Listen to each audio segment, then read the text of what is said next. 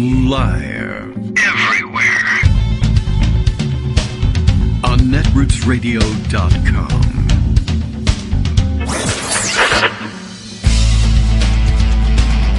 David Waldman. Kagro. In the morning. Now, here's David Waldman. Hey, good morning, everybody. How you doing?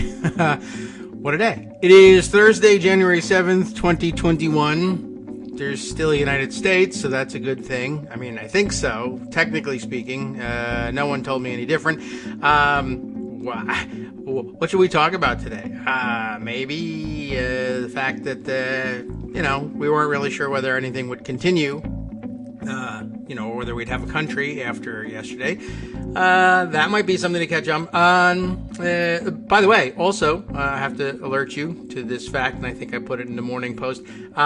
Haven't shed the global pandemic by any means either, even though it probably wasn't top of mind yesterday.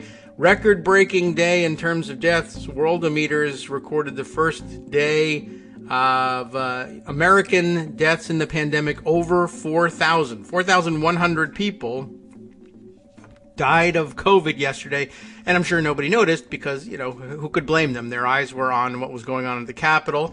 Don't probably need to recap exactly what actually happened there. We have our own take on it, of course. We would have had our own take on it anyway, but as it happens, just before the show went to air this morning, Armando raised a very interesting story. We have a parliamentary emergency, everybody. I need sirens and warning signals and blaring klaxons and everything. We'll get to it, I guess, in a minute, and perhaps we could, I don't know, maybe I should save it for later. We could even discuss it more with Armando, but Greg will be here to round up the stories that normal people noticed. I can also bring you the stories that normal people, I guess, didn't notice, and Kyle Cheney did notice and then reported backwards, essentially. I don't know, it was 3 a.m. His mind was racing. He thought he had a scoop here, and he kind of blew it, and I guess you're going to have to call him out on that one. We'll get to that in a minute. But for now, let's introduce the show to all our new listeners, I guess, who are tuning in to hear about the parliamentary emergency. The Kagro in the Morning radio show is live now. This is how we tell you. I got a guy in Portland, Maine, who sends me a tweet to tell me that I'm on live, and then I tell you that he told me. That's how this gig goes. And then me, and you'll find me on Twitter as KagroX, and my Twitter and real life and blogging and everything else, pal. Dem from Connecticut via Twitter, and Greg Dworkin in real life. Well, as Bill in Portland tells us, unpack yesterday's insurrection and COVID superspreader event. Don't forget about that. As I, in this case Bill, down another fifth of whatever's left in the liquor cabinet and can party at Bill's house, although socially distanced.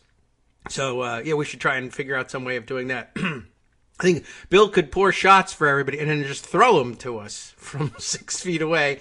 And, or maybe we just do it no hands. And if he gets it in your mouth, terrific. And if he hits you in the eye, you can absorb alcohol that way. It just stings a little bit.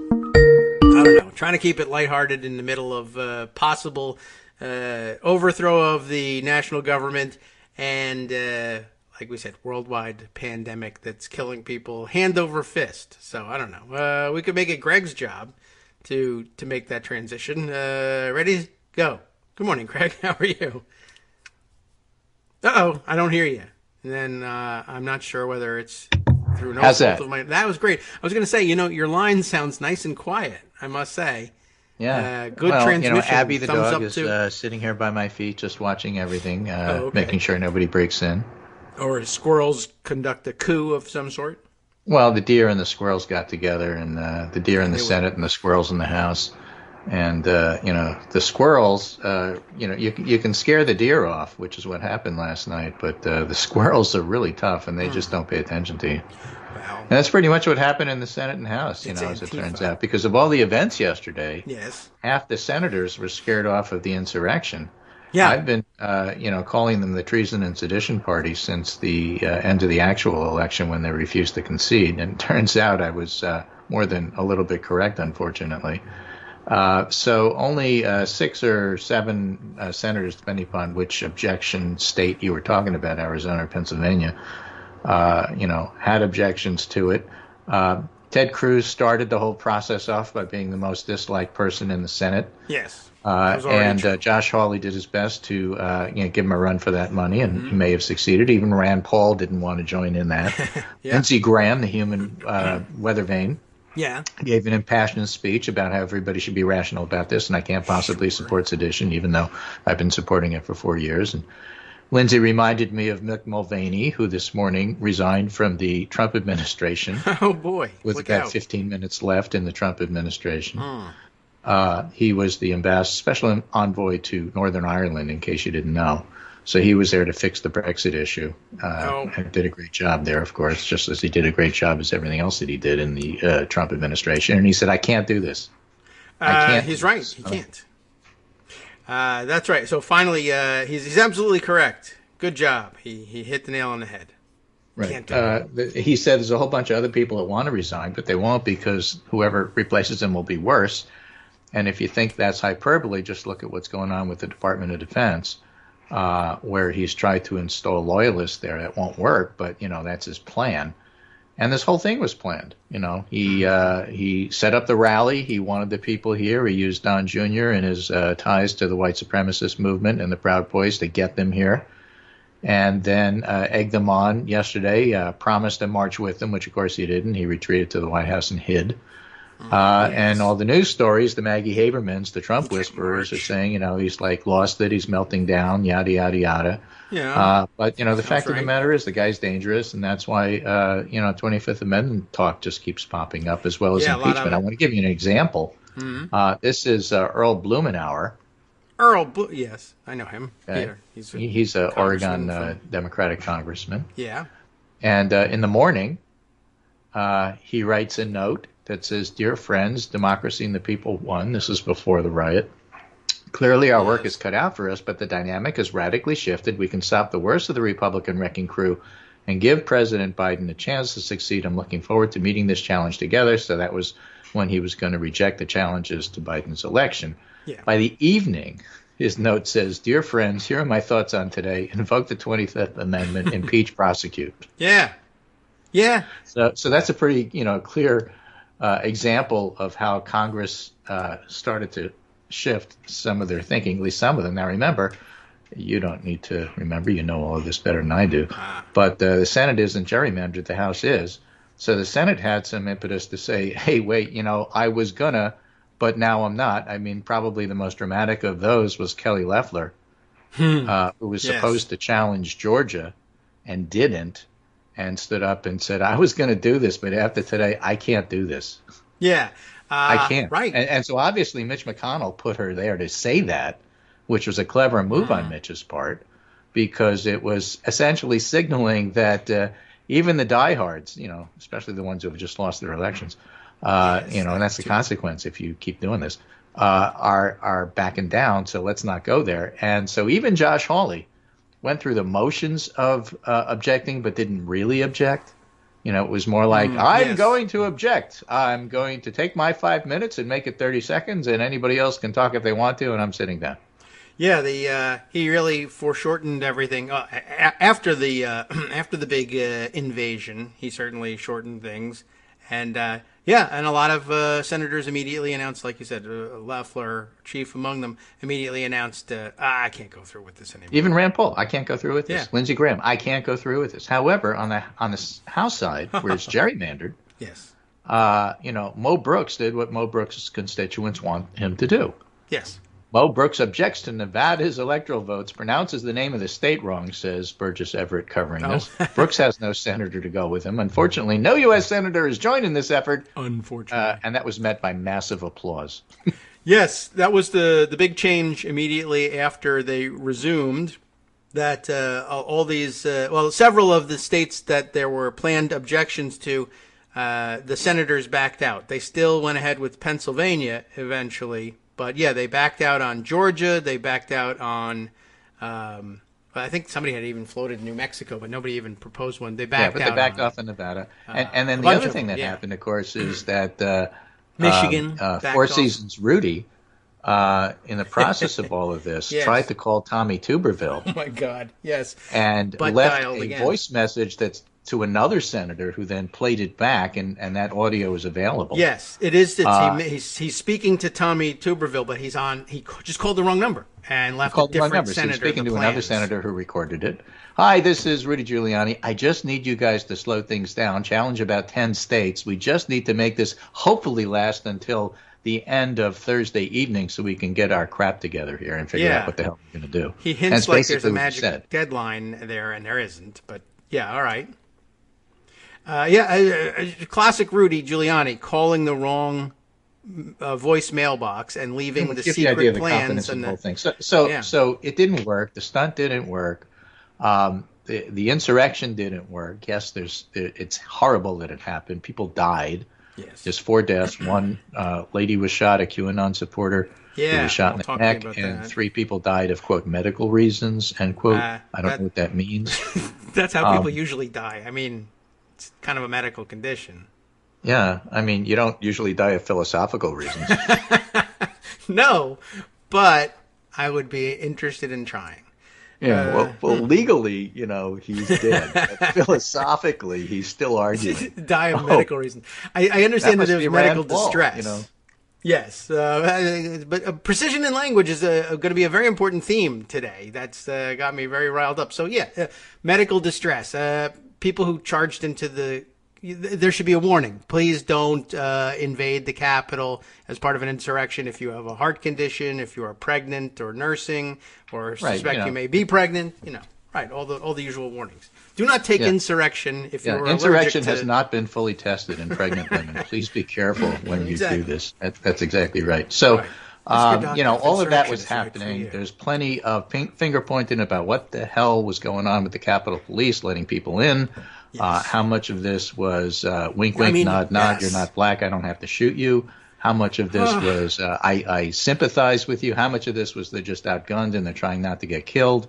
How much of this is they have guns, we have guns, let's not start a firefight when the people we're trying to protect are actually locked behind that door over there. Yes. So there was like all of that happening at the same time, and that's going to have to be dissected. But in the end, it failed in the sense that, of course, it didn't overthrow the government. It didn't stop the Congress from, doing their duty, discharging their duties and affirming that Joe Biden and Kamala Harris are, in fact, the president and vice president. But perhaps more importantly, in the context of what these folks are trying to do, it wasn't the storm. Trump didn't go around and arrest everybody. No, that's right. For Armando's writing, there's no excuse for the Capitol Police. Of course there isn't. It was outrageous. I'm just saying. I'm giving you the various and sundry pieces of it. There were Capitol Police that were sitting there with their guns drawn, protecting the doors. Yes, they shot someone and killed them. And they shot somebody in the neck who was trying to invade. On the other hand, they let them in. So, what's going on? Is it 10% of them were not doing their job? You're fired and you're not. Leadership obviously didn't prepare for this. They didn't have the barriers, firepower, troops, whatever they needed in order to do this. And, of course, there was this huge thing that happened where as things were totally out of control and obviously out of control, they needed to get the National Guard in there. And the National Guard is D.C. National Guard because it's D.C. because it's not a state. So that takes the White House to give permission, and Trump wouldn't give permission. Yes. So somehow or other, Mike Pence gave permission, which isn't necessarily legal, but that's what happened apparently. Yeah, and so the National Guard came. But as they were coming, of course, Virginia and Maryland sent their National Guard because it was pretty obvious what was going on. So by the evening, there was plenty of firepower there. And why that hadn't been pre-approved, preset, pre-done, all of that has to do with the fact that Trump didn't want it and probably blocked a lot of that stuff. Yeah. But we don't know that. That's pure speculation. What we do know is that they were not there. And they were not there in a timely manner, and people died. I will say, So, that those are facts. Yes. And we'll have to figure out what happened. So obviously there's a lot of recriminations about the Capitol Police this morning. Deservedly so. They didn't do their job. I'm not trying to say that they did. But individuals within the Capitol Police did their job, and there's plenty of video of that. Yeah. They were locked in the Hart Building through the tunnels. You're not supposed to say that's where they were for secure reasons, but all the House members and senators were telling us that that's where they went. And they were there for 5 hours. And, then they got back to business and they did what they needed to do. And again, I guess my original point is that the senators backed down a little bit, but the House members didn't, because Mo Brooks and the Nazi from North Carolina, Cawthorn, refused to change their mind based on their constituents wanting them not to change their mind, I suppose. Yeah, I guess that's what drove it, unless they're just crazy all by themselves and independently. Also, to your earlier point, the top story over at Daily Kos at the 9 o'clock hour was Laura Clausen's story under the headline, "Threats to storm the Capitol were public," and they were public and public early, by the way. Why did police let it happen anyway? You're up to your question why this wasn't pre-staged. I guess in Maryland and Virginia, they probably didn't think ahead that they were going to need to be the ones to provide emergency responders, certainly. But yeah, in D.C., I saw somebody but it's up tweeting to the this morning. governors, not Trump. They don't need permission from Trump. With D.C., you do. Right. That's the big deal. That was the big problem. I saw somebody retweeting today something as early as December 20th. There were clear public. I mean, they said it outright. It's crazy. We're going to storm the Capitol on January 6th. This was like broadcast. Yeah. They had merchandise. So there were people there on the day, on the 6th, yesterday, wearing sweatshirts, pullover hoodie sweatshirts that said, basically, I went to storm the Capitol like I was this lousy sweatshirt. But they were wearing the merchandise that declared that they were coming. They knew this for weeks.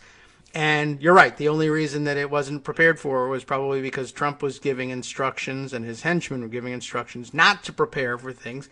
And when the call went out for the National Guard, the Pentagon explicitly rejected DC's request, and they had to go to a mutual aid request through police instead. Not only did the National Guard show up, but the first responders, Virginia sent state police, and Montgomery County, Maryland sent police. They couldn't even get the Capitol Police. Capitol Police couldn't stand up to it. The D.C. National Guard wasn't allowed to deploy. It was, it's obviously an enormous story. By the way, I'm just not spending a lot of time talking about it because I don't know the answers. But those are absolutely the right questions. But I want to add to it if you still run into one of those people, yesterday all day, there were people being called out like, were you one of the people that said this isn't a coup? By the way, and everyone was pointing to what was going on at the Capitol, but. Beneath the surface, I think everybody now realizes what we're going at here is, I think it can be called a coup if the National Guard needed to deploy in order to prevent this from getting any worse, and the Commander-in-Chief of the United States Armed Forces gives orders to the Pentagon not to deploy United States Armed Forces troops in support of the insurrection being led by his supporters invading the Capitol. I think that's pretty clear. I think if you read about that in any other country, that they were storming the Capitol building and the sitting president told the army not to respond, you would say, my God, of course that's a coup. Look what he's doing with the actual armed forces and everything. Right. I'm not going to argue with you if you want to call it an insurrection, but that's just splitting hairs. The fact of the matter is the Confederate flag was occupying the Capitol. That seems something that didn't even happen in the 60s. Yes, that's true. They lost that one. They lost that one. And the idea that this is okay, and the president does a Charlottesville with good people on both sides, and I love you all, just added fuel to the fire. About 4 a.m. or so, he issued some other mealy-mouthed statement about how violence isn't good. At 4 a.m. this morning. As if that's going to do any good. So, obviously stuff to be outraged about. But, I'm just saying we don't have a whole lot of answers there. But clearly something was wrong, and it wasn't just, we screwed this up. It was way beyond that.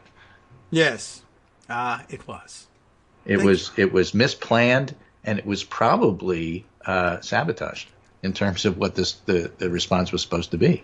And so, we need to get the answers to that. And so Mick Mulvaney resigning because worse people might take his place and therefore his buddies aren't going to resign. There may be some truth to that because there's some pretty bad people, it sounds like, who were helping to do this. The other reports that came out that were extremely disturbing that people glossed over because so much else was going on was that as this riot was going on and the insurrectionists were trying to break into the Capitol and succeeding, there were reports that people in the White House were discussing with the insurrectionists about what they shouldn't do or should do, or trying to get word to them that this isn't good or whatever.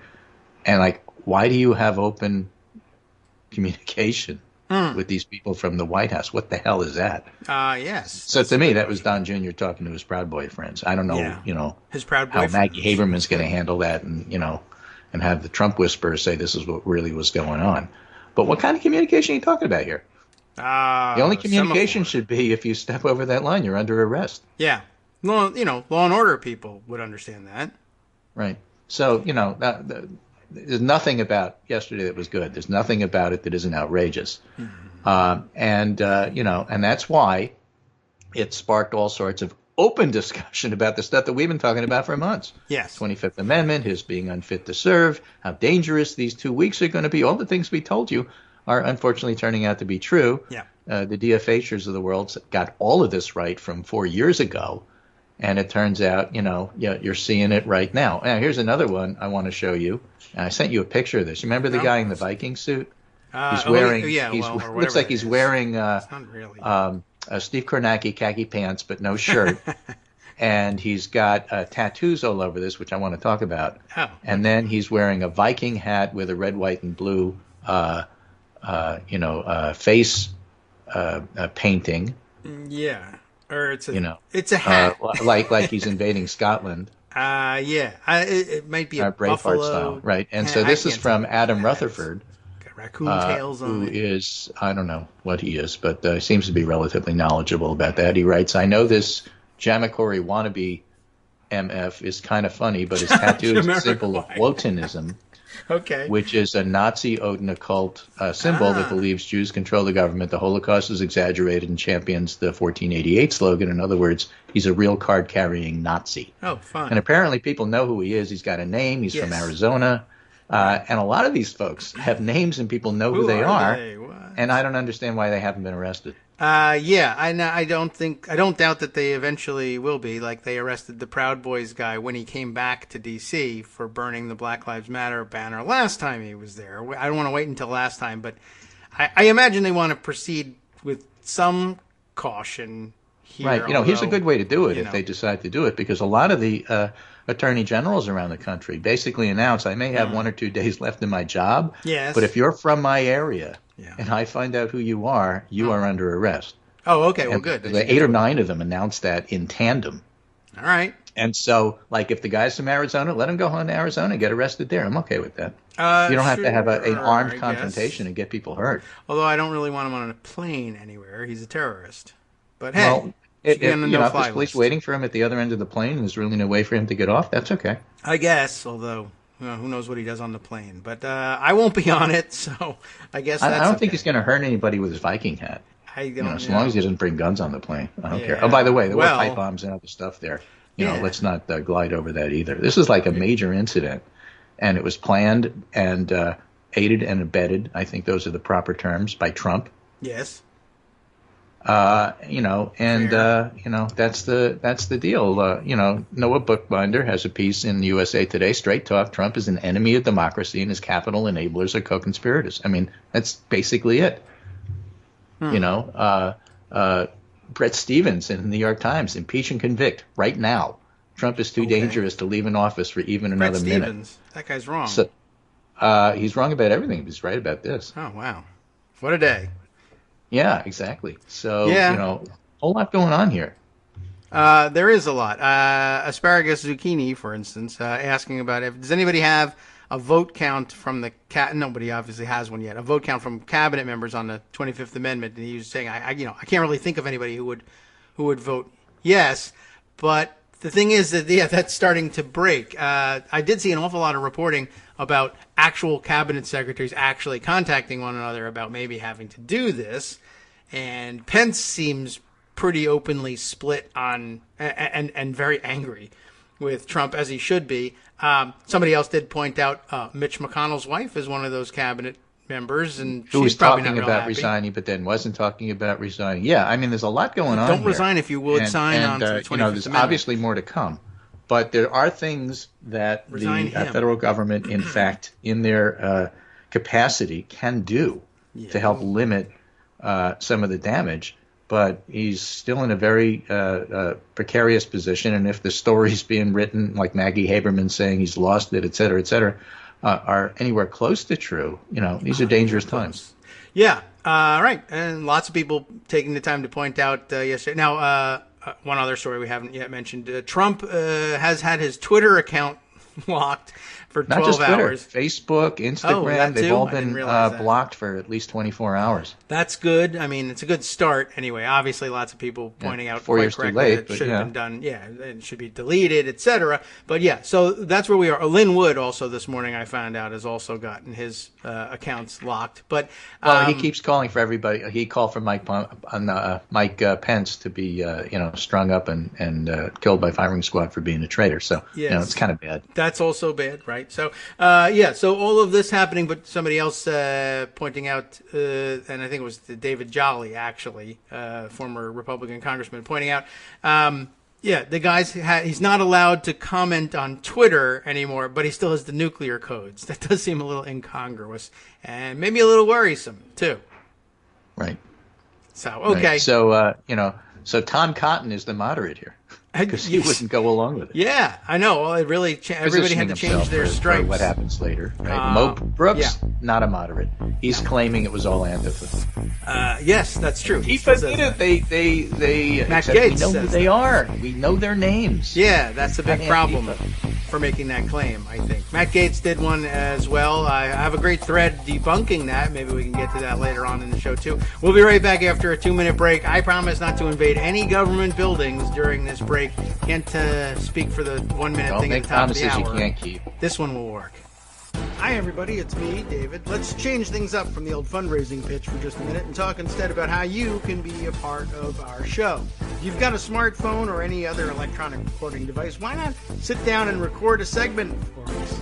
Read us an important article and give us your take. Or read one of your own original essays, or even just give us your commentary on something you'd like to share that's important to you. Then send the file to me at kagrox@gmail.com, and I'll try and work it into the show. Short segments, a few minutes in length, are easiest to fit in. And of course, I can't always guarantee that I'll be able to play everything, but if you've ever shouted at your radio or TV about something you wish was being covered, here's your chance to change that. Make the show your own. Send your submissions to me at kagrox@gmail.com.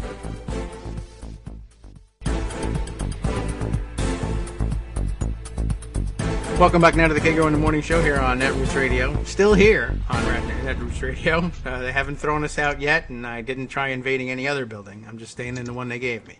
All right. So I'm not giving you this to legitimize it, but I just want you and our audience to know what sort of excuses the right is making this morning. Okay. So Mo Brooks is tweeting around, please don't be like fake news media. Don't rush to judgment on assault on Capitol, which it was. It was an assault on the Capitol. At least he got that right. Wait for investigation. All may not be and likely is not what it appears. Evidence growing fascist, Antifa orchestrated Capitol attack with clever mob control tactics. And then he gives evidence. And evidence is that people told me this was going to happen, and therefore my lies are correct. And again, the problem with that is it completely falls apart because you know who they are. Yes. One was a state senator that was identified, or a candidate for state senate. There were several. Who was identified. The Viking from Arizona. Everybody knows his name. So they all tweeted selfies. And they tweeted selfies, and it's on their Facebook pages. Yeah. So that doesn't work. Brit Hume was playing that game and trying to toss that around, and so that's a lot of the talking points on Fox News. The other tactic, when that wasn't working, is Sean Davis from the Federalist started tweeting, well, you can't blame them. They didn't really know it was restricted space. It was the people's. They opened the gates. They let us in. We didn't know. I didn't know I wasn't supposed to climb on the Capitol, break into Nancy Pelosi's office, and trash the parliamentarian's office. I didn't know I wasn't supposed to do that. There weren't any signs. that Please said, do not. do not break into the parliamentarian's office and trash the place. I mean, how was I to know? I'm just an innocent patriot here. That's true. The signs do not say that. I will tell you that I do know that there are signs that say restricted area, but they pulled them off the wall. And Right, so I couldn't see him. It wasn't my fault. I didn't know. Well, that guy is So particularly that's not going stupid to work and either. dangerous. But, it's just Sean to give you an Davis. idea of how they just simply do not want to assume responsibility because, of course, they're all libertarians, right? Right, I guess. If that's convenient, they will become libertarians for the day. If you say you're going to prosecute the Republicans who did this, People need we're the personal responsibility party, and the responsibility falls on Antifa. You should have, Bigfoot and Yeti and all, spaceships and aliens, so don't blame us. They're up to that at this point. I will note for the record that Mo Brooks, as you point out here, lays the blame at the feet of fascist Antifa, which, of course, Antifa is short for anti-fascist. So these are the fascist anti-fascists, the ones that are, whatever. Now those guys ought to be easy to catch. Yeah. How could anarchists orchestrate a Capitol attack with coordinated tactics? They're anarchists. Right. So who's in charge? Even possible. Some very good threads debunking that exist out there. I will hold them for the moment so we can continue our discussion. But in case you haven't seen them, I'll be happy to share them with you all later, or at least in the roundup.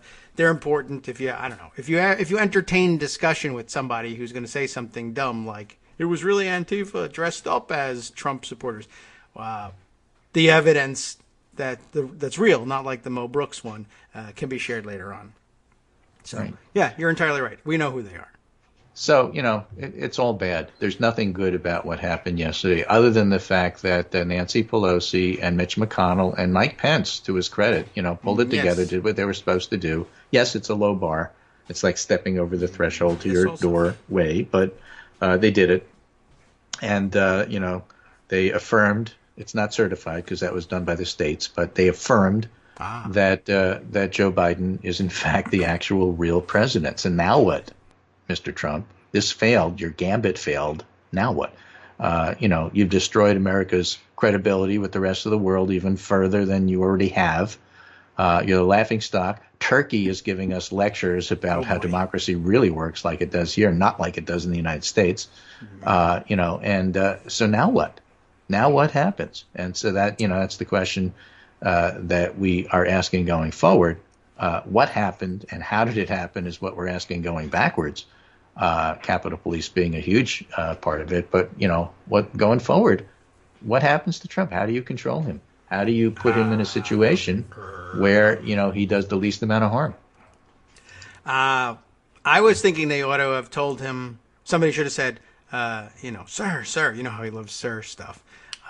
Antifa is coming and they've breached the first of the 17 fences you've put up. The other interesting thing, by the way, for all of those people out there who kept saying, well, you got to give Trump some space to concede.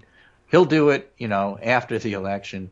That's what Mick Mulvaney's November op-ed was all about. Don't worry about Trump. He'll concede. No wonder he had And, of course, this morning he was on CNBC saying, well, okay, I got that one wrong. Yeah. But then it'll be this date. Then it'll be that date. Then it'll be the certification date. Then it'll be this date. Well, yesterday was like the big date.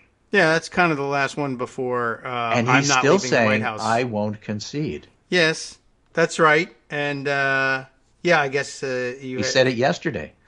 Somebody He did say at 4 a.m. Somebody wrote for him. Yes. Probably he didn't even know it was sent. That there will be a peaceful transition of power January 20th. But he didn't promise not to screw everything up between now and the 20th. And there's still a lot of time left, so he can still do a lot of damage. So. He can do plenty, and he will do plenty. And, even if he, in his own statement, said he promised a peaceful transition of power, who knows? If he talks to somebody who says, hey, don't promise a peaceful transition of power, after that, he'll change his mind. The point is he's not going to concede. He's never going to concede, well, and so we have to act accordingly. And everybody, in the media who covers this needs to act accordingly. And for God's sake, don't normalize it. I was going to say I don't see how that could happen. That after yesterday, isn't that amazing? That's certainly. Well, what happened? There were good outlets. NPR called it insurrection from the beginning. They put out word to all their people. We're calling this insurrection. That's what it is. They were very clear about what was going on. There was no mealy mouth both sides about it. If NPR could do it, you all could do it. So it isn't a question of making excuses for Trump. It's just a question of trying to report as best you can what people are saying, not because you give them credence, but because, it's important to know what it is they're saying. It doesn't mean that you think that what they said is okay or that you accept it. But, what you don't want is, well, this happened, but the White House said that. That's not good enough. It was never good enough, and you got, talk about people who found the light and then finally decided to resign. Media has like 2 weeks left to get this right. And they really need to start like we're kind of running out 4 of time years ago. Yeah, a lot of things that they need to get right and are still not getting right and still normalizing in very weird ways. I don't even know how to explain it. This morning, this thing with that Armando spotted with Kyle Cheney and his reporting. Yeah, that's what we're talking about. Okay. Armando's also talking about something about Dan Scavino and what he said. I have no idea what Dan Scavino said. He may have been the one who put out the word that he now says it's going to be a peaceful transition because Trump can't tweet for himself. I mean, I'm telling you that this thing happened, but don't think that that's what's really going on. Trump is seething. He's talking to the portraits. He's wandering the halls. He's probably taking a hammer to the Resolute desk. I don't know. Yeah. But he is in not tip-top psychological condition at this particular point. These are dangerous and parlous times. Yeah. That's what I was thinking. They should have told him that that protesters had breached one of the fences and he would have run into the bunker again, and they just locked the door behind him, and that's how you contain him. Yeah, I suppose. There's plenty of Diet Coke in there. Hang out. Right. Why don't you come here to this room, Mr. President, where we're going to give a press conference announcing that the Congress has, in fact, rescinded their complaints and you are, in fact, the president. Just go right through this door over here. Yeah. We have everything set up. And then when he's in the room, and when he's in the broom closet, just like lock the door. Yeah. Yeah. I don't know why they didn't try it. Or maybe they did. Who knows? Maybe they did. I don't know. But again, it's going to be an interesting day. And so, all you people trying to make excuses for this and normalizing the president's behavior, this is, I hate to be the person to come and say, we told you, but, we told you. We've been telling you this. This is who he is. This is who he's been. He's a mob boss. He's cornered. He's dangerous. And, it's scary. Yeah. I don't know. You want to go on to Kyle Cheney's particular mistake? Because, I pester you all the time about process because I think it's important. Yes. So all right. You want to tell us about it and set it up? Sure. I guess I could start with the end of my thoughts first. This is a rare opportunity to write a parliamentarian as national hero story. And Kyle Cheney has effed it up and written it upside down and backwards. And he's normally an okay reporter. I mean, I use his stuff all the time, and he's a fairly normal-ish seeming person. Anyway, and maybe this is fatigue and the pressures of the insurrection because it's in the middle of the night. But go ahead. He starts off the tweet that Armando brought to my attention. Anyway, begins here. He says it's 12:55 a.m., so he's still up and tweeting, and I just figured out how Pence massaged the rules of the Electoral College counting session to avoid introducing the, quote, rival slates of Trump electors. We've talked all about those, well, to use his word, rival slates. Counterfeits is what they are, of course. They don't exist. Right. So he knows about them. He's read about the story, and it hits him at 3 a.m. The first thing that kind of annoyed me about that, I'm not done with his tweet. He then goes on and says, how do I know about this massaging of the language? Here's what vice presidents usually say when they're handing out the certificates. Now, I noticed this when they resumed at 8 o'clock, 9 o'clock last night, I guess, when he started handing out the certificates. I said, that sounds new.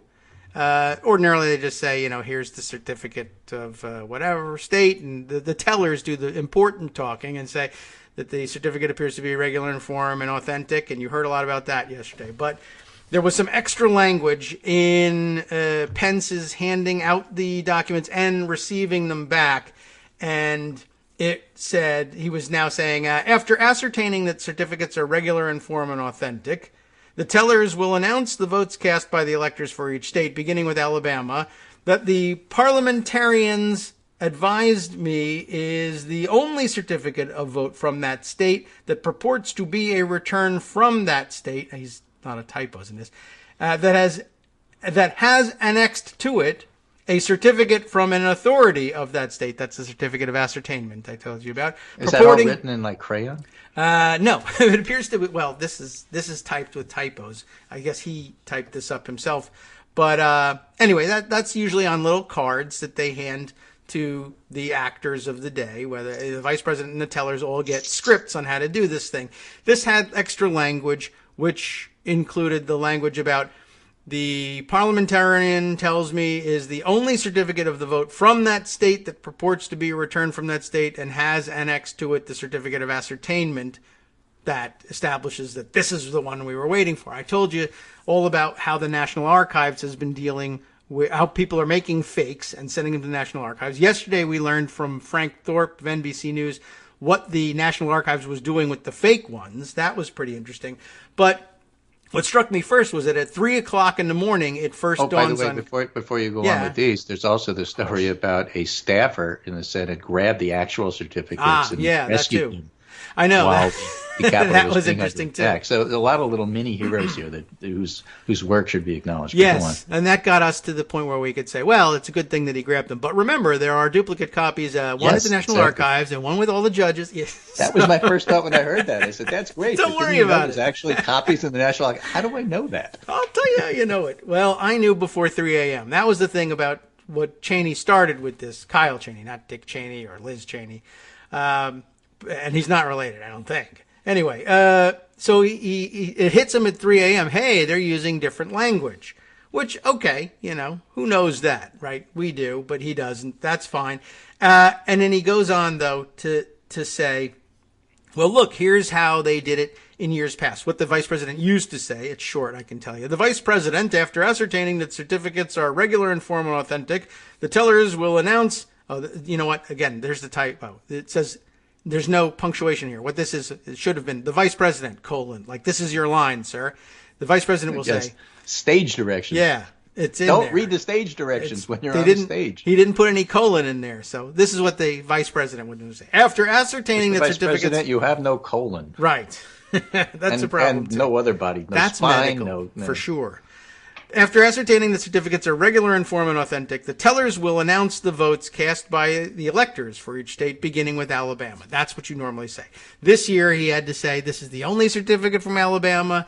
It's got appended to it the certificate of ascertainment. That's how we know it's the only certificate from Alabama. And now go ahead. And then they'd read it, and then they'd hand it back to him, and he would say, does anybody have any objection to the fact that this is the only one?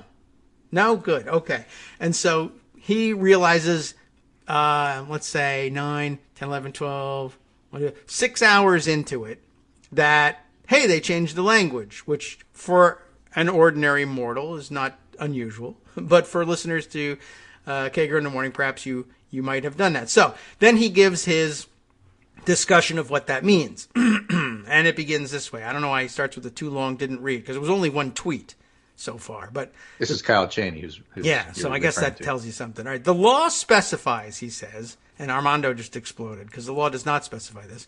The law specifies that the VP must introduce all, quote, purported electoral votes. This year, that might have included the unserious / mock Trump electors. That's his only nod to the fact that these it's are fantasy counterfeit. electors. They don't exist. Yeah. So, and Armando immediately explodes and says, no, the law does not specify that the VP must introduce all purported electoral votes. It says that nowhere, and that's absolutely not true. And as we found out through NBC News, when you send a counterfeit, the archivist has a procedure for that. They say this is private correspondence from a nutcase, and we throw it out, and we don't scan it and put it on the We put it in National the Santa Archives Claus site. file over here. But they do keep it because NBC was able to get those things through Freedom of Information Act requests. Right. So the law doesn't require reading them out. They might sometimes be required if other authorities in the state purport to send different certificates, but in this case, nobody has done that. Or if there's a correction to the certificate, as there was with Hawaii in 1960, as we discussed the other day. But Kyle goes on to say, but Pence worked with the parliamentarian to interpret it so only electors backed by the state authority would be introduced. Now that sounds like a good thing. And Cheney, though, goes on to discuss this, and then you should see the replies to this. He says, Pence works with the parliamentarian to interpret it so that only electors backed by a state authority would be introduced. Note, he says, how Pence emphasizes before introducing each state that not only is the slate of electors regular and authentic, he does not say that, but that the parliamentarian has advised him that it is the only one backed by a state authority. That is not a regular acknowledgement at these sessions. That's true. Usually not necessary. Then he says a lot of people interested in this process, even had Pence introduced these electors, which this is a new addition to this, which it's not entirely clear he had the authority to do, they would be legally invalid and unable to be counted by Congress. It would have accomplished nothing except making a lot of people angrier, which is actually, ironically, what his thread accomplished. He portrays this additional language as a behind-the-scenes secret move by Pence working with the parliamentarians to exclude these other slates, these counterfeit slates of electors. Now, I think that he intended to, report this accurately and to say why there was this big change, but he did it in the middle of the night and he left it hanging there. And in the morning, his thread was being quoted by every lunatic on earth saying, aha, I knew it. Pence changed the rules and he changed the law because he says the law, Kyle says this, the law requires that he acknowledge all of the purported slates of electors that are sent in, and he changed the wording so that he wouldn't have to do that. And then everybody says, aha, that's how they kept the real certificates from being introduced. And oh my God, Kyle, the whole story is about precision in language, that Pence takes the time to figure out how to do things right so that there's no misunderstanding, and Kyle recreates the misunderstanding and leaves it hanging out there in the middle of the night to be picked up by the lunatics. This is really outrageous. As I'm listening to this, and trying to understand it, and I just, I get it, and I sort of got it from the moment that, they were in there making sure that this got done and convincing Hawley behind the scenes to curtail, do what you need to do to say that you kept your word, but stop doing this. Even before the insurrection, when the House, I guess it was the Joint Committee at that point, was meeting, the very first thing, of course, was the usual objection. Remember, everybody always stands up and objects. And we learned that from the impeachment hearing. That's what the House does. And so I guess there was a rule about how many people could be in the chamber at any given time because of COVID restrictions. Right. And somebody stands up and says, I have a point of order, Madam Speaker. How is it possible for people to object when you're not allowed in the chamber? How can you object from the gallery? Okay.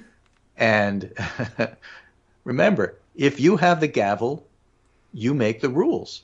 And so I'm channeling my inner Barney Frank and wondering what the speaker's going to do.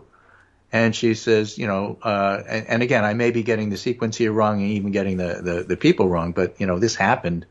And the response was, that's an opinion. It's not a point of order. We don't have to deal with this. Huh. Okay. You can't keep saying, I have a point of order, when in fact all you're doing is saying, right. Well, this is really a comment and not a question, like you do at scientific meetings, and then you go on for 45 minutes about your own work.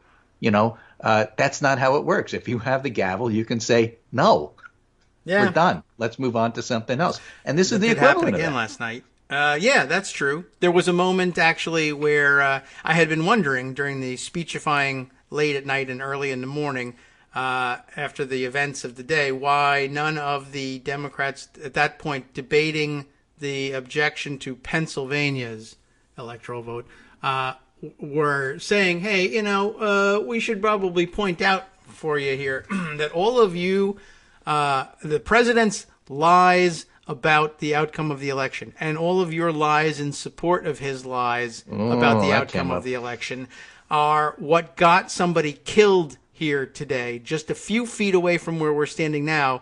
And, portray her in a sympathetic light for these rhetorical purposes. A 14-year Air Force veteran so lost her grip on reality due to your program of lies that she flew here from California, tied a Trump flag around her neck as if it was a cape, and dove through a window and got herself killed because of you and your lies about the outcome of this election. Connor Lamb then went to the floor and said basically that, and was called out for it, and properly so. I mean, I wasn't scripting it for him. I think a staff, I hope he didn't read my Twitter feed and then say, I'm going to go give this speech. Because, it has to be crafted a little bit differently. There is a rule about characterizing the speech of other members, or the president for that matter, unless he's actually under impeachment, as lies. And one of the Republicans objected to his use of that word and called for the words to be taken down. And there was another rescue from the speaker with the gavel in her hand, said, your objection is not timely, so therefore it's invalid. And it was pretty timely, to be honest. And they said, well, when am I supposed to make this? She's got the gavel. Yeah. When am I supposed to make this objection? And she said, as soon as the words are said. And I don't think it was 30 seconds before the guy had said, wait a minute, I object to those words. Maybe it was longer or whatever, but I guess it's discretionary. And basically Pelosi said, it's, now 1 o'clock in the morning. I've got the gavel. You don't know what you're talking about. Watch this. I understand what you're saying, but the objection's not timely and it can't be, we're not going to take his words down. We're certainly not going to stop these proceedings at this point to have an hour's debate over whether or not you lied about this stuff. So, all right. Right. Moving on. Also, what almost happened during that was physical confrontation because the Republicans actually started physically approaching Connor Lamb. Yes. And there was one moment during that where Speaker Pelosi ordered the chamber cleared so that they didn't actually get into a fist fight. That was something, too. You couldn't see who it was because C-SPAN no longer in control of those cameras like they were for opening day, special circumstances.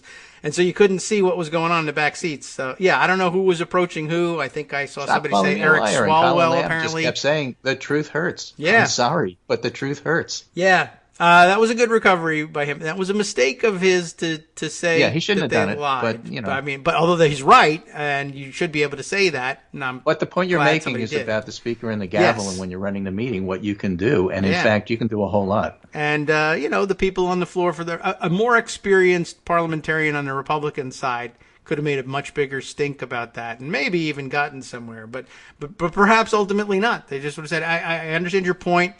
It's 1 a.m. We know what we're here to do. He's sorry he said it. Now move on." Boom. And that was kind of it. It was pretty crazy. Yeah, pretty crazy day all along. So, all right. There's a lot going on. Now. That's going to be my summary for today. We'll have to, sort it all out. Hopefully by Monday when I'm back, we'll have some clarity to some of these things. Yeah, especially what's going on with the Capitol Police. Those bombs, I think Armando's pointing out, were like actual real bombs. Those were explosive devices that were found in the various and sundry places, I think, among others, the RNC, the DNC. I mean, this was an insurrection and has to be treated accordingly. And anybody playing this down is a fool. And, Fox News has a lot to answer for. Yes, they do. So meanwhile, people are resigning. Mm-hmm. There's a middle management guy, Matthew Pottinger, Deputy National Secretary Advisor, with a special focus on relations with China, resigned Wednesday. In the aftermath, and of course, a very important position, Chief of Staff to Melania Trump resigned. I think that Mulvaney's right. There are a lot of people who want to resign at this point. It's too late for them. So they're all weighing the pros and cons of their own personal careers in terms of this, and they're using the excuse that I'm worried about who's going to replace me in the next few minutes. Oh. But the real issue is what am I going to do, and how do I present this as it's principled? Yeah, well, they'll have to do some crafting on those statements. Maybe we'll believe them if they're well written, but that's unlikely to happen, so we'll just dismiss them out of hand starting now. All right, well, plenty to catch up on, certainly. Thank you, Greg, for agreeing to come in today, even though there might not have been a government or anything, but it appears there is one, so I appreciate it. I'll just give you this tweet from the FBI just so that you know. It's a right. public service announcement. The FBI is seeking to identify individuals instigating violence in Washington, D.C. We are accepting tips in digital media depicting rioting or violence in and around the U.S. Capitol on January 6th. If you have information, visit fbi.gov/U.S. Capitol. Everybody send in pictures of Donald Trump and Rudy, please. Thank you. They did and it. We'll see where that goes. Okay. Very good. And Ryan Enos, the political scientist, tweets this around and says, part of me wants to believe that the FBI knew every reply to this was going to say 1600 Pennsylvania Avenue and was okay with that. Yeah, they just wanted to build a record. That's all. It's no small thing to have to go to the White House and arrest the president, but they needed enough public support for it that they could do it. Right, but the best part of it is when you go and you arrest him, how Fox News is going to make it out that Donald Trump is really just Antifa dressed up as Donald Trump. Yes. I mean, he's a lizard person or something. I don't know how they're going to do that. Right, sure. Anyway, take care, and I will talk to you on Monday. All right. I hope so. I believe in it. Yeah. Okay. Thanks, Greg. I appreciate it. I know you got to go. I guess the Ice Cream Man was in the background there or something. Yeah. That was a nice, sweet little tune. Yeah, that's the new washing machine. Oh, that's cute. Yeah, they all play songs now. Right, that's true. Every brand has its own little song. They don't just play songs. They tell your iPhone that they're done, and then they ask what you want for dinner so they could set their companion stove at the same time. Really? But I'm not worried about somebody breaking into my house through the internet. I mean, Yeah, I know. Oh, the Internet of, what is it? The Internet of Things. Yes. Okay, that's pretty fun. All right, I appreciate the chance to hear that nice little tune. Yeah, all right, take care. We'll talk to you on Monday. And, you know what I need? Actually, now the stove that's cooking dinner for you could tell the washing machine what I'm having for dinner and how long to soak my clothes to get the stains out. This is a perfect idea for using all of this. All right, we're going to take a quick break. Oh, look, somebody who tweets in a Truro Renfro who says, hey, you have the same laundry machine as me. That's amazing. Then you do my laundry. What am I doing? Now that's a solution. All right, see you Monday. Don't try this at home. Well, actually, try it at home. All right, welcome back now to the Kagro in the Morning Show here on Networks Radio. The power of internet radio. This is very interesting. Now I'm all excited about this. It's the new Coke can opening of the show here. So apparently Greg's got the same. It's Greg, not me, having the same laundry machine as you, Truro Renfro, and Lisa Shoshana. So good news for you. Your washing machine mates. Occasionally, I usually try not to run the dishwasher during the show because it's kind of close to where we are and it would create a hum and everything. But when you hear the cycle finish, ours is what? GE or something, and then it plays the little do-do-do-do-do-do-do-do. It's a nice little tune, and I'm interested in it. Now, all brands have to compose music now. It's not enough to just wash the damn stuff, but they got to sing you a tune when it's done, too. I kind of like that tune that he had there, too. What brand is that? Truro Renfro? You can tell us. Oh, maybe that's too much information, and we just don't need to know that. All right. Let's see. So, I was a little peeved about the Kyle Cheney thing. And I'll go through the the balance of my complaint about it just to make sure that it was coherent. And I see people complaining back about the complaint. And that happened early on, too. People were like, well, this is good reporting. Why are you being so angry about it? Because it's bad reporting and it's dangerous. It's not so much that the reporting by itself was so egregious or whatever, but I watched what the responses were and the fact that it fed insurrectionist furor about what happened yesterday. I think that's probably not what Kyle wanted to do. And frankly, he probably, and maybe we ruined it by adding too many responses to it. He should have deleted it and rewritten it and started over again. And he tried to comment and add at the end of the thread some more comments this morning, acknowledging that something had been screwed up about this, and to which he just characterized as lots of interest in the thread. But yes, the real problem, and the thing that somebody thought was condescending here, was I was saying, look, this was pretty obvious. He's saying, oh, it's 2:55 a.m. and I just figured out how Pence massaged the rules. And I'm saying, all right, well, it was actually obvious that he had massaged the rules. From the minute I sat down in the evening to watch them resume the count, I said, that's not the same language. But I realized that hardly anybody else is going to know that. But you might have figured it out at home, even without ever having heard the original language. Even if you never watched a electoral vote count before, and that's really was another thing. Like, how do you prepare? I mean, not a lot of people have watched these things before, although, at a certain age, you will have at least watched the Bush-Gore count at some point, if not live or in some throwback tape, then at least maybe in Fahrenheit 9/11 or something that's seen where they do that. But even if you haven't, if you're a political reporter and you're going to cover Congress, and that's what Kyle does, and you know that there's going to be objections to the electoral vote count, and that that's going to cause problems, and it's unusual, and it's a disruption, and there's a process that you need to understand for how these things work. How you don't go back and view some of the archival video of previous counts, I don't know. And then somebody said to me, well, did you read the rest of the thread? Because the rest of the thread is him comparing the language from previous years. He obviously did do this research. Yes, but did you read the beginning of the thread where he says it's 3 o'clock in the morning and I just figured this out? That means he just figured it out. Like, you should be doing that research not at 3 or 4 in the morning, but days prior to this. But okay, so fine, you didn't do it. I can understand that. And that's not shocking that, even a congressional reporter wouldn't recognize that the language has been changed until 3 o'clock in the morning. But what's the problem is that now that he's finally caught up to the issue here and has seen that the language has changed and figured out and found out from the parliamentarian's office the backstory of how it changed, he doesn't discuss the why of it and just leaves it as as bait for lunatics to conclude that Pence has done something nefarious here. So he's now caught up, and the story is presented, as I said, as having involved some sort of unfair rules change or maneuvering. Unfortunately, as I say, just to give him the benefit of the doubt, unfortunately, that seems particularly dangerous just now.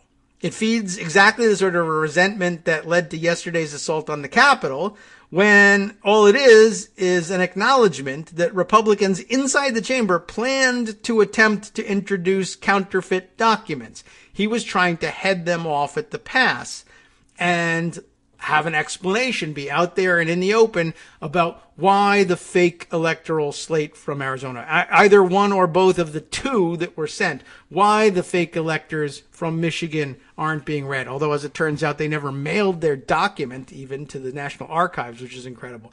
Why the fake slate from Pennsylvania that was mailed to the National Archives isn't being read. He's telling you why, because they're not authentic and they don't represent the real, true, and certified vote of the electors of that state. And he's putting it all out there in the open, and Kyle Cheney is writing it as a smoke-filled backroom process story. Now, he also happens to ignore the opportunity to tell the real story, which is that there are counterfeit certificates in circulation. How could that not be the story that Republicans created, attempted to plant, and then planned to introduce counterfeit electoral vote certificates? That seems like the blockbuster scoop, except it didn't get reported because it's not a blockbuster scoop anymore. NBC News already reported that. Well, lots of people actually reported that. And NBC News reported what happened to those certificates. So they actually did the work of talking to the National Archives and said, well, what's going to go on? Ahead of time, they prepared to know what the process was. And now if you go, like I said, read the replies, the initial replies to Cheney's thread. The people who were sharing it are now certain that Pence cheated in some way. And that what he really did was clarify the language in an attempt to preclude more cheating from them. There are no legitimate rival documents, and Kyle knows it and says so in his first tweet, but there are counterfeits, and this scoop allegedly, like accidentally, I should say, legitimizes them by giving people, by giving people reason to believe that the law required Pence to acknowledge the fakes when it does not. So, like I said, maybe the worst thing about this thread is that he hits Pence for precision of language and then publishes a report on it that's so imprecise in describing the background of the story that it ends up refueling the resentments that led to yesterday's attack. And then, of course, there was the resentment of, this is a story centering parliamentarians as doing the right thing and maybe helping save the republic. And he writes it, ooh, those nasty parliamentarians have done this terrible thing and changed the law. And that's really, I mean, I guess that's the first and most egregious of the mistakes that he made, and the one that set Armando off in particular. And as a matter of fact, I'll jump back over to his commentary on it here. He says, look, I can tell you why he's saying it. He found the 1889 case where some guy pretended he was the governor of Oregon and sent in electors, and the VP got unanimous consent to discard those votes. He loves that. He found it, and he wants to, and fine, that's a nice find, and you can have a good time writing about it. But he says, what else does Armando say? It's important to remember that the archivist sends the certificates on January 3rd. And that's all there really is to it. At bottom, the story is not that Pence massaged the language or that the parliamentarian massaged the language. They didn't need to. They did it in an attempt to make things ironclad and clear, and there's nothing nefarious about it. And Cheney gave them fuel out there in internet land to think that there was something nefarious about it by pretending that there was an obligation under law for Pence that doesn't actually exist. I mean, it's really just not even in there. I don't know where he came up with it, but, and I guess maybe that's what Armando was referring to, and that maybe there was an 1889 case suing over the fact that the vice president, I guess if in that case the vice president sought and got unanimous consent to discard a document that had made it into his hands, the assumption could be, well, it needs to be put to the body, or the two bodies resolved into their respective houses, to give unanimous consent or other assent, whether by a roll call vote or whatever, to get rid of these things. Because back in 1889, when they had a fake certificate, he asked the Congress to rule essentially on whether or not he could just throw it out. So if they had to rule on it in 1889, they should have had to rule on it now. Except again, absent all the questions of language and the questions of the 1889 case, why did the vice president have to ask for unanimous consent in 1889? Because someone had handed him the false certificate. And he says, I've got it in my hands and everybody can see it. I need to dispose of this somehow. In this case, the whole problem is solved, as we learned from Frank Thorpe days ago. If Pence is never handed a counterfeit document, why does he need to ask unanimous consent? Can I have unanimous consent to not read you the document I don't have?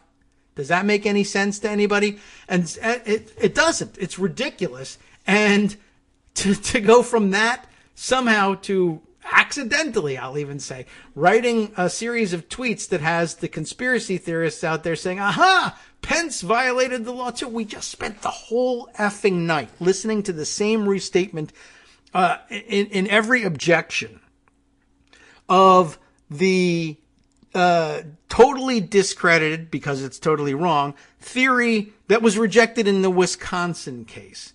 They spent hours on the Pennsylvania objection, and every other objection said the same thing. It was unconstitutional for elections authorities, so-called elections authorities in the several states, to change the rules of the conduct of the election and the counting of the votes, because the Constitution, this argument goes, says only state legislatures can do that. The Constitution doesn't say that. This is essentially the same the same level and quality of constitutional law thinking that leads people on the internet to say, well, you said I was wrong about something, and I'm not wrong, and it's a violation of my First Amendment rights for you to tell me I'm wrong because I have freedom of speech in this country. You've run into that, or you can't say, whatever it is, even if it is an actual shut up and go away message.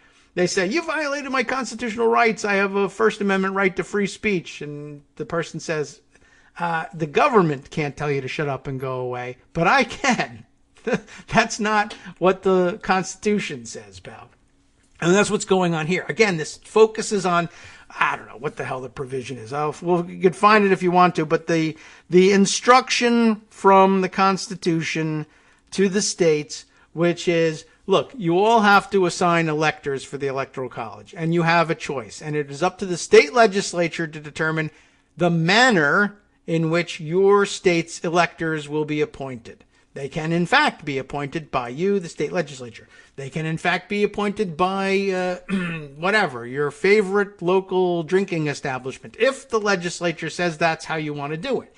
It can be done by coin toss, or it can be done by, I don't know, popular election. The point is that the legislatures of the states will decide the manner in which the appointment will be made, and then that's it.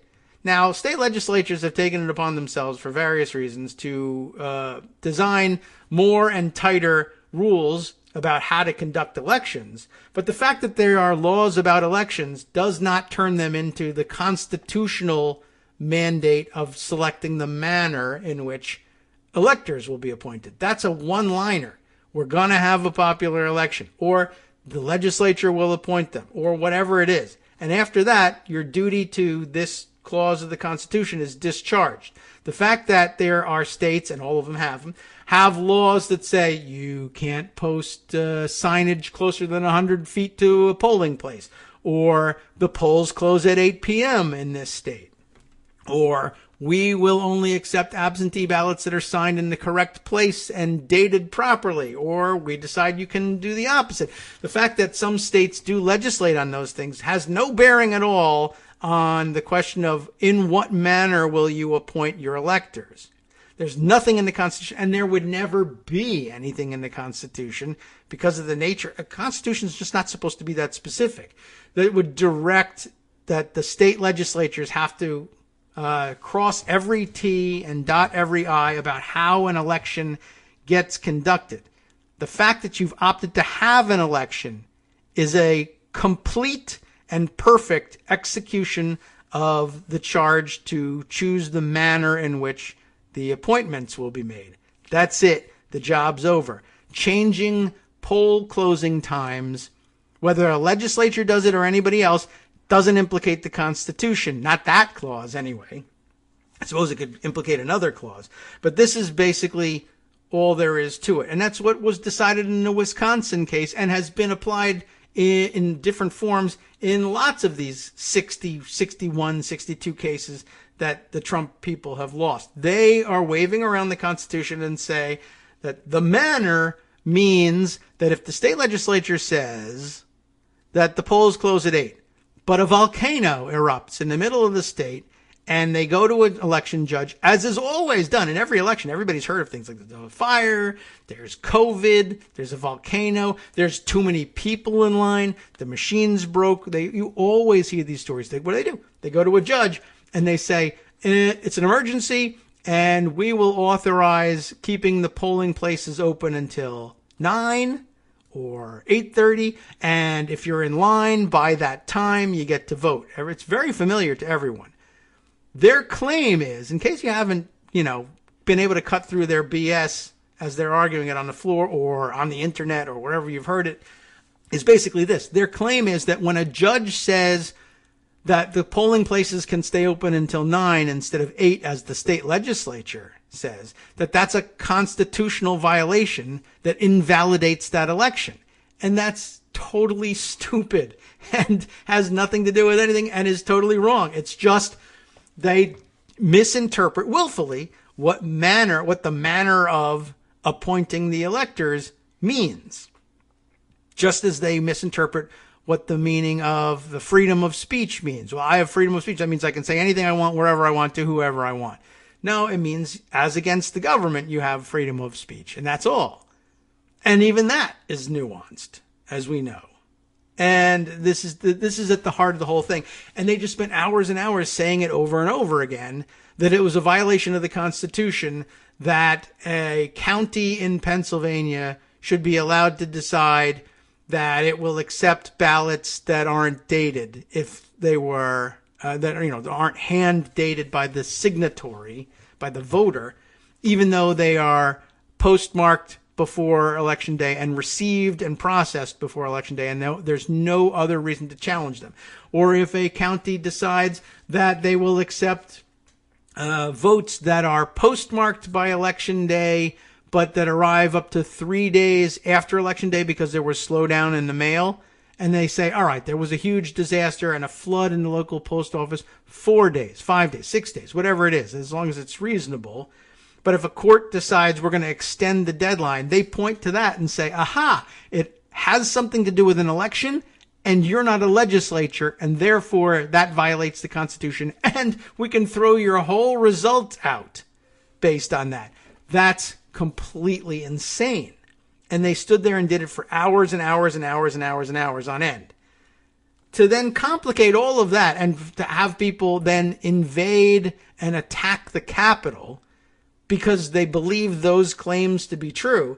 And then to write a story about how, no, you're not really just allowed to send us counterfeit certificates of electors because you feel like it, and have it come out instead as, aha, Pence violated the law by doing this, is at a minimum asking for trouble. At the very least. And it's a huge mistake, and he never should have done it, and it was crazy. All right, well, let's see. Armando says there's some good Kyle Cheney tweets. Is that right? Or is that one that we want to use as a good example of it being bad? Here's a good one, right? So he's blaming Marco Rubio quite correctly for driving a lot of the issues that led to yesterday's attacks. Even though Marco Rubio is tweeting about, this is everybody else's fault. I don't really need to even read the thing. It's not that Kyle Cheney was doing it on purpose, and it's not that he's a terrible reporter, on the whole. It's just that this one is actually a huge mistake. Plus, it's, personal, like, parliamentarians are a hero. Let's have a parliamentarian as the hero story. And instead, you have it as the parliamentarian is the evil guy. And the crux of it is that terrible claim that, what is it? That the law requires somehow that Pence announced the presence, at least, of every purported electoral vote that is sent to him. And it's just not true. It's just a huge mistake and a huge misreading. And in these instances, a misreading of the law is maybe the most dangerous fuel you could have poured on this particular fire. What is he saying here? Armando says, look at the tweet I sent you. Which one? Is it a bad one or a good one? Or is it your tweet? That one? Armando's tweet? All right. Yeah, let's see. Maybe this is the one. He's responding to Josh Hooter's tweet here.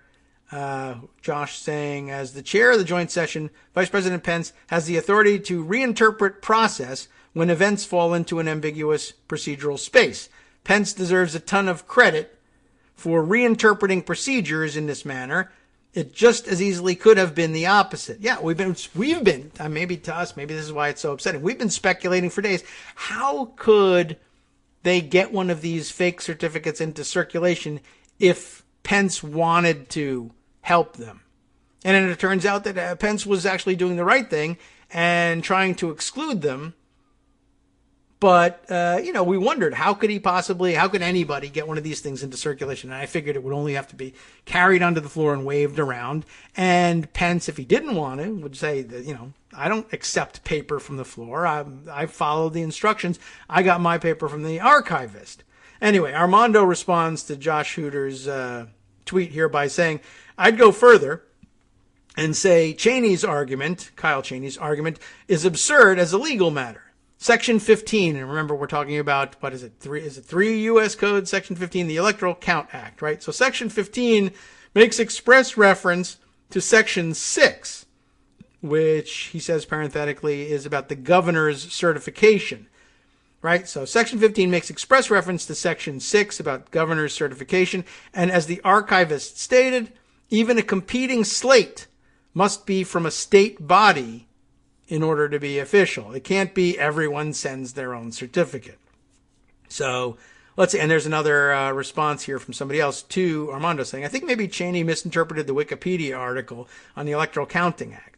The article points out that the act adds purporting to be, not purported to be, to the constitutional wording. Just a wild guess, this person says. And I'd imagine this is in case a state flubs it a bit. And I did see people trying to parse between saying purporting to be or purported to be, but I don't see a great deal of difference, quite honestly, not off the top of my head anyway, between the two. But I guess, if you wanted to split hairs, you could probably come up with something. Anyway, I found the whole thing particularly worrisome because of the responses. And I guess if you want, I'll obviously share the tweet thread with you, but go and read some of the initial responses. They are from Trump nutters saying, aha, thank you, Kyle. Good work. You pointed out the fatal flaw in what happened last night, when in fact, the story that he's trying to write, I guess, is about not a fatal flaw, but how Pence saves the situation. He just then adds this dumb twist about the vice president being legally obligated to read every certificate that's offered by anybody, and that's nowhere in the law and would never be interpreted as being the law if we got this thing in front of a judge. No judge would say, yeah, what it says here, which is nothing, is this blank space here is where they really meant to write, if a kook sends you a fake slate, you got to read it. You can ask unanimous consent to throw it out like they did in 1889, but you got to read it. Why? And particularly, I might ask, why would you fill in a blank space where there is not? There's no words that say the vice president has to read everything that comes in. The wording, if there's any interpretation to be gleaned from this, maybe we should look at Section 6, is whatever the parliamentarian gives you that he got from the archivist is what you read. Nothing else. Don't let anybody hand you anything from the floor. Don't sneak in your own document. Don't leave any documents out that he gives you. And if he gives you competing slates, then you can submit it to the body to decide what to do. And that's, I guess, what they did even in 1889. I don't know why you gave me this thing, but it's obviously fake. And so in 1889, they improvised the solution for how to get rid of an obvious fake. But there's nothing in that, and certainly nothing in the law that says you got to acknowledge anything anybody sends to you purporting to be a slate of electors. That would be crazy. And guess what? The crazy people have picked it up and run with it. Whose fault is that? It's not mine. I didn't write that article. I didn't write that imprecise language, and I never would. I wouldn't be able to get that imprecise language out of my mouth without stopping mid-sentence to tell you, well, there is to be fair, what if you're from Mars? And I could never do that. Anyway, I found that off-putting, to say the least. All right, I got to jump into some other things here. One, you should be aware of reporting also in Politico, and who knows, maybe it's even Kyle Cheney. It's not. It's, who is it? Caitlin Emma. That's the whole name. That's not her first name and middle name either, I guess. Well, maybe it is. Maybe people work with stage names now. Capitol Police firings imminent after attempted coup, which they put in quotes here. Top appropriator warns. It doesn't necessarily matter too much, except that it's a top appropriator who said it, except that that's somebody who carries a lot of clout. It's a lot of people on Capitol Hill on both sides. I'm not both sidesing this, but literally both sides of the aisle, both sides of the Capitol, that is to say Senate and House, who are appropriators and who are not, but whatever. They have a voice in how the budget. What's funny is they're going to defund the Capitol Police. That's the hilarious thing in all of this.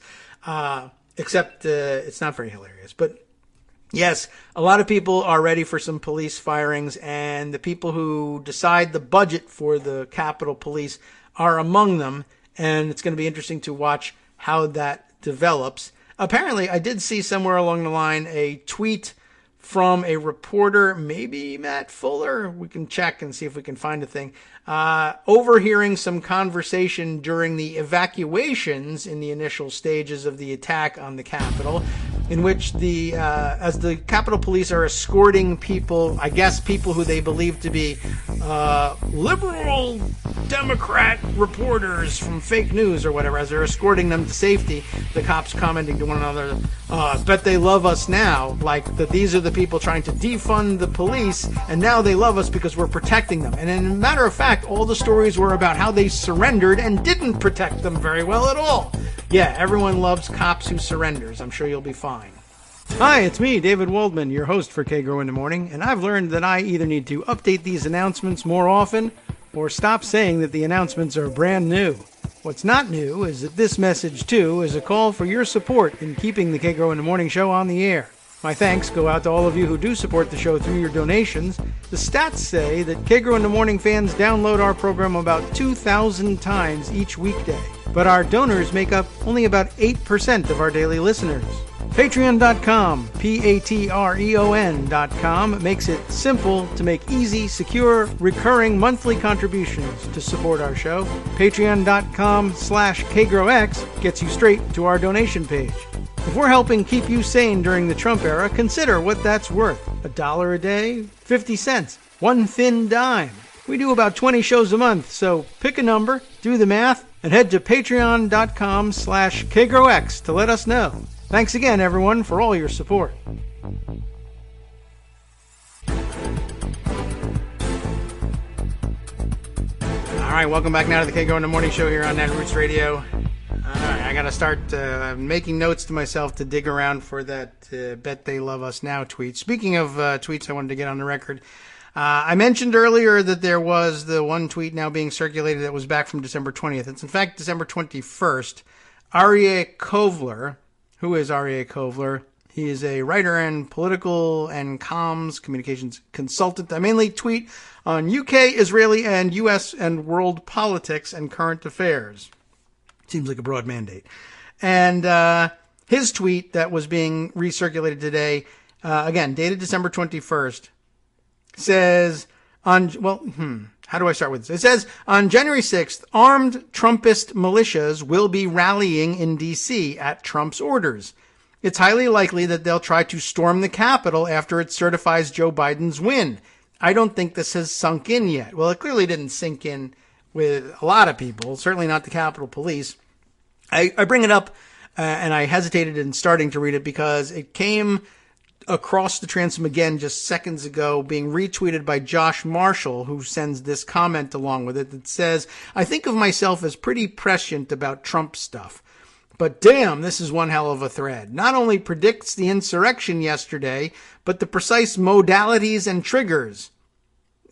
Almost. The mob was clearly there for trouble from the start, and I suspect we'll find out much more. That part certainly seems true. My objection to it is minor, but I feel like I have to state it. And I haven't read Aryeh's full thread yet, but I don't know. Is it prescient? They've been saying, and I thought I've been reading reports about it, because I'm not reading their Twitter threads. I'm reading, or their Parler threads or whatever. I'm reading the reports about it. Seems to me like a lot of reporters were saying, yeah, they're coming to the Capitol on the 6th. They plan to rally and try and disrupt the electoral vote count, or at least to protest the electoral vote count. I don't know if anybody said to me, or that registered with me that they did, that they were going to try and storm the Capitol. Certainly not in the middle of the vote count to try to disrupt it, although I guess that's a good prediction once you sit down and think about it. What do you think they're going to do when they're here? Josh says, Aryeh says that I guess the thinking is they'll wait and they'll protest and they'll break in after the certification of the Biden win. That's as good a guess as any. But, I mean, I'm not so sure it's prescient as I would guess. Aryeh Kovler says, I read it somewhere that they said. And so let's go on. I mean, with his next tweet in the thread is, these people, there's a photo, These people are angry at the Democrats. They're angry at the GOP for not suspending democracy. They hate the media, and many consider police to be the enemy, even as they fly the Blue Lives, quote unquote, Blue Lives flag instead of the Stars and Stripes. That's what's going on in the picture here. And then he says, they are convinced that Congress will somehow declare Trump the winner on January 6th. Maybe Pence will just refuse to count the electoral votes from states Biden won. Does that sound like maybe familiar? People have been thinking about this. Or the Senate will throw those votes out. Or Justice Thomas somehow. I don't know. Alternatively, some think Trump will win because they will ensure it. Maybe by forcing Congress to certify him the winner at gunpoint. Maybe as backup forces to Trump's supposed military coup. And then he includes his own tweet from December 20th here that says, pro-Trump forums are very excited about Trump's call for a mass D.C. protest on the day Congress counts the Electoral College votes. Many see it as the mobilization call they've been waiting for. And here, I guess I would say, good eye, good reporting, but prescience. My suspicion is if you ask Aryeh, how are you so prescient? He would probably say, I'm not prescient. I read their forums and they said, I can't wait to go and answer Trump's call to occupy D.C. on January 6th and then protest the electoral vote outcome and maybe do something crazy because because that's what we're talking about. He includes in the December 19th tweet as proof about pro-Trump forums being very excited. There's a screenshot of a post on who knows what. Is this, one of the various social media platforms. And it says, Trump tweet, Daddy says, this is literally how they talk to one another. Daddy says, be in D.C. on January 6th. And then they show the tweet of Donald Trump himself. And the screenshot is Peter Navarro releases 36-page report alleging election fraud. Did you see this tweet? It's been widely discussed. Anyway, it ends in big protest in D.C. on January 6th. Be there. Will be wild. I don't remember the date of that tweet, and it's cut off in the screenshot of this. But, I absolutely remember everybody talking about that one. So, it's only, I don't know, maybe it's just a poor choice of words. But I would say if you read that, then saying there's going to be a protest on January 6th is not prescience. But I'm glad you watched and had a good eye. And you're right, it didn't sink in enough. So the original thread then continues with Aryeh saying, when Congress certifies Biden, these people will be shocked. Their worlds will collapse. And it'll happen while they're illegally armed and gathering in D.C. It's a nitroglycerin of explosive mixtures. How will, and here I would say maybe this is where the prescience is. He, in thinking about what was going to go on, said, I believe it will cause a psychotic break of some kind, and they'll do something really a lot crazier than previously imagined, that they really would storm the Capitol. Whereas I thought, all right, I've seen the same reports that they're going to assemble, but I've also seen, the Proud Boys of late fighting the cops in Salem, Oregon, and doing a very lame job of it. And just generally doing a very lame job of taking over cities that they claim to be invading for various rallies. They cause a lot of problems. They punch a lot of people, but chiefly they tend to punch people who show up looking to punch them. Not like that's a good thing, and not excusing them. And sometimes they do harass random people. They are absolutely a-holes and thugs and belong in jail for the most part. But, actually I would say really honestly among their leadership, yes, for the most part, the people who show up and populate their rallies and give it size, but don't necessarily hog camera time are pathetic. And, I would venture to say if you are a relatively young and healthy person and interested in fighting them, easy to kick their ass for the most part. There's a lot of doughy idiots that join the Proud Boys in the hopes of looking a lot tougher than they really are. But surely there are some Proud Boys who hog the camera who are considerably more adept. I don't recommend seeking a fight with them. But just generally speaking, they infect the bar. They make everybody uncomfortable. They punch some people who came to try to punch them.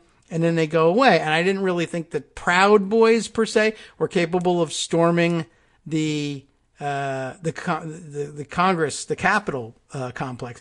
But a lot of peripheral groups also came. It wasn't a Proud Boys rally. They're just one element of what shows up. And sometimes, at these same rallies, the weirdo 3%ers show up and they bring guns and tactical gear and they look like they want to assault the Capitol, even if they didn't, they never go ahead and do it. And to be honest, the people who made it inside the Capitol didn't really look like they were representing very much from the 3%ers or Oath Keepers. There weren't as many battle-kitted, armed insurrectionists as I thought we would see for an operation like this. So I thought, my failure of prescience was I didn't really think they'd get past police lines. I thought they'd all get hit over the head and tear gassed and, and declare it a victory.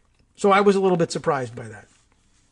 REA, though, says, you should have expected more, because what's happening here is that people who have gathered for camaraderie and done so in many cases armed, and who are already unhinged from reality, are about to have their bubbles burst and their worlds shattered, and it might trigger a psychotic event. That's actually pretty good thinking. Anyway, he continues on here. How will January 6th be policed? Good question. Also more prescient. We've already seen that the White House can effectively commandeer the D.C. police and construct ad hoc paramilitary forces out of prison officers and Border Patrol. Will Congress get the protection it needs? I was thinking an awful lot about that and the failure of the Capitol Police to protect the institution, just in terms of balance of power between the branches and co-equal branches. And the fact that, nobody attempting to storm the fences at the White House would be, I think, expected to get through. And it's really kind of just dangerous, for a number of reasons, but one of the less considered reasons of the dangers yesterday was that there's effective armed protection that will leave a lot of people dead if they tried to storm the White House and take over the seat of executive power. But if you try to storm the Capitol and take over the seat of legislative power, apparently nothing happens, even though, there's no reason in the world why they couldn't or shouldn't respond to mass events the same way at the Capitol that they do at the White House. I guess the only, and it's a serious consideration, and I'm sure that when they are having hearings and trying to decide who to fire at the Capitol Police, this will come up, when your protective, I don't know what the wording would be, but the figure you're looking to protect at the White House is singular and solitary. You want to watch out for staffers and everything, but the charge here is to protect the president. And you can kind of secure that one person behind you and then basically say, spray bullets in every direction except behind you. And you should do pretty well in terms of protecting the president. You will probably kill a bunch of innocent people, but screw them. Your charge is to protect the president. If your charge is to protect the 535 members of Congress, you can't necessarily just open fire and start spraying bullets everywhere, because it's not easy to know where your protective charge is at all times. So it is a bit different. More points of entry, meant to be, traversed by more members of the public, the Capitol is, than the White House. So, yeah, but they sure could have done a better job, even without bullets, yesterday. Let's see. He goes on then to say, as he's comparing the Congress and the protection it needs versus the White House, there's the picture of them clearing Lafayette Square Park so that the president, they gassed the crowds there so that he could go over and have that photo op. And they couldn't clear the plaza around the Capitol for some reason. The Capitol Police has 2,200 officers, he goes on to say, but I'm guessing they mostly aren't riot trained or SWAT types. And they really, I feel like they should be. But that was a big question about the training yesterday, is are they really trained to do anything more than stop one crazy person charging in, or to haul away mass protesters who really don't have any intention of being violent or dangerous? And generally speaking, the answer is probably no. So he says, I'm guessing they're not riot trained or SWAT types. The question here is if federal forces will be allowed to help them. That's prescient too. So maybe Josh is talking about the rest of it. I'm glad I didn't jump in early with a tweeted response. We can parse it here. To be clear here, I don't think the 3%ers, Proud Boys, Oath Keepers, or Boogaloo types are going to seize the Capitol. I figured that if you were going to seize the Capitol, you would need them. But some of them are going to try, and people will die. That's true, too. How will U.S. conservatives react? Well, they made Kyle Rittenhouse into a hero. They ignored the Whitmer kidnap plot, except as a way of calling for more violence against her. And I thought that was very interesting and missing from most of the discussion yesterday, although it's starting to creep back in now with photos of one of the people who barged into the Senate galleries from above and then ended up jumping down onto the Senate floor, who was pictured entering the gallery with a bunch of those plastic zip tie handcuffs, which seem out of place in a situation like this, except if they were planning to possibly take captives from Congress. And by the way, the guy also happened to be wearing, as was pointed out, a baseball cap from Black Rifle Coffee, which shouldn't necessarily mean anything to you, but if it does ring a bell, you'll know why. It is the brand of coffee that actually offered not only a baseball hat, but some sort of endorsement deal to Kyle Rittenhouse, just recently mentioned. He was, of course, charged with the murders at the protests was he from Wisconsin? I forget now even where we're talking about. But Kyle Rittenhouse, who shot counter protesters or protesters from the other side anyway, and became infamous for doing so. But apparently this coffee company, owned obviously by other lunatics, they named it Black Rifle Coffee, gave him a hat, not a big deal, and an endorsement check, which is a big deal. And as it turns out, this guy showed up in a similar hat, and you're supposed to take a message away from that. Anyway, RA continues on a little while longer here. I note that he says Robert Waldeck reckons I'm completely wrong here. He's not. And the DC forces, including Capitol Police, DC Police, and National Guard, which he knows well, will be able to keep things completely under control. So now you know Robert Waldeck is a guy who's totally wrong about this thing. Anyway, I don't know who he is, but I guess he's feeling bad about that now. That's pretty interesting. More than a year back, I wondered if Trump would be the first president to be impeached twice. That feels prescient too. Tonight, members of Congress are seriously considering it. And whether it goes anywhere, I don't know. I saw a lot of cynicism about that, and I couldn't predict it for you. But I will point out, let's see. One, I will point out that, again, the House manual gives every member of Congress the opportunity to raise impeachment and propose it directly on the House floor. Long story short, without going into too much detail about what the rule is, any member can go to the floor and seek time, and once they get recognized for whatever purpose, and no matter what else is going on, can say that they rise to propose directly the impeachment of the President of the United States, Donald J. Trump, give their reasons. They don't even really actually have to have anything prepared in writing, though it would help. They don't have to have articles of impeachment handy at all. They can simply go there, like literally right the moment that you think of it. Last night or today, you could go to the floor and do it. You might even have been able to do it last night during one of the House sessions because it's so highly privileged. It actually says in the House manual that not even an election case, which is ordinarily the case of the highest privilege in the House, not even an election case, although they're usually talking about a House election case, can supersede it. But basically, you go and you say, hey, I impeached Donald Trump, the President of the United States. Now, that doesn't do the trick by itself. You haven't impeached him at that point. You've merely proposed the impeachment. Give your reasons in writing or not. Now, the House may opt to say, I would like to memorialize your charges in writing, turn them into a resolution, and refer it to the Judiciary Committee. That's one way of them disposing of it without actually having to decide right away. They could say, you know what? I mean, this is within the realm of possibility anyway, even if no House would ever do it. They can say, you know what? You make a great case. I'm going to hold a vote on it right now. And I believe we've got a majority that would vote to impeach him just based on what you said right here. Don't worry, the court reporter we call him a court reporter, but he's, I guess, really a congressional reporter, but, who's standing there and taking down a transcript of what you said, has got that. We can turn it into writing for you.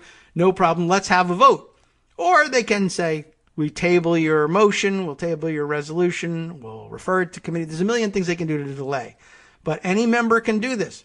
At most, they can say, we have to decide whether it's a properly made motion and subject to the privilege that you claim for it. We have 24 hours to decide that, and we'll let you know what our decision is tomorrow.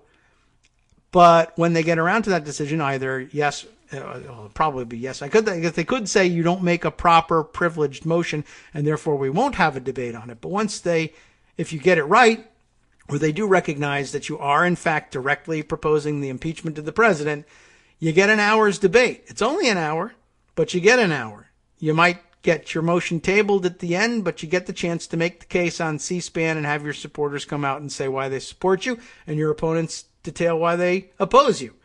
Anybody can do it. So I just, make that point because I saw Ted Lieu last night saying basically that we really ought to be thinking about this. Lots of members saying that they ought to push the 25th Amendment. The House Judiciary Committee Democrats signed a joint letter yesterday saying that yesterday's events ought to trigger the 25th Amendment mechanism for removal of the president and imploring Vice President Pence to do so.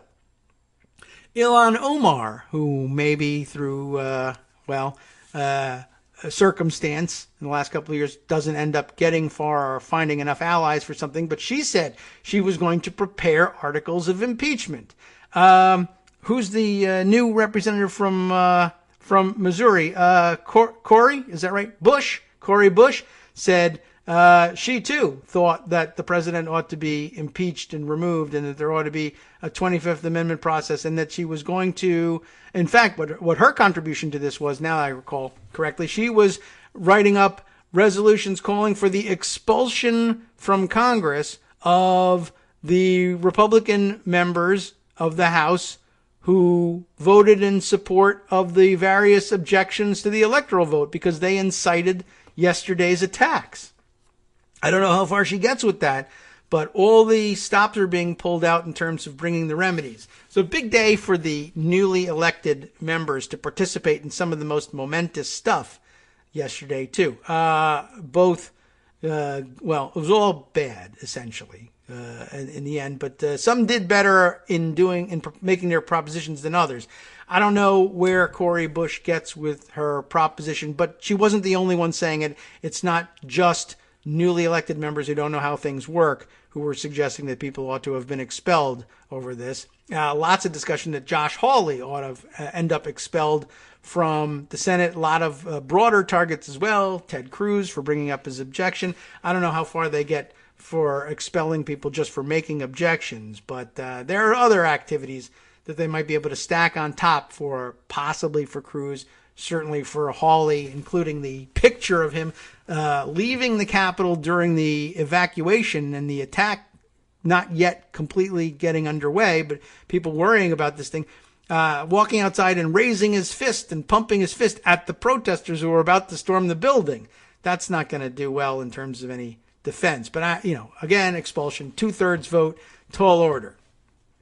In the House, impeachment, anyway, just simple majority. Want to remind you of that as well. Other newly elected members who didn't do quite as well in all this, I did see, I'll note for the record, Marjorie Taylor Greene, the QAnon lunatic from Georgia, was apparently handed the task of offering an objection in the House to the electoral votes, or in the joint session, rather, to the electoral votes from, which one did she draw? Michigan, for some reason. Now, she's from Georgia. She could have raised the objection to the votes from Georgia, but I guess somebody else did that.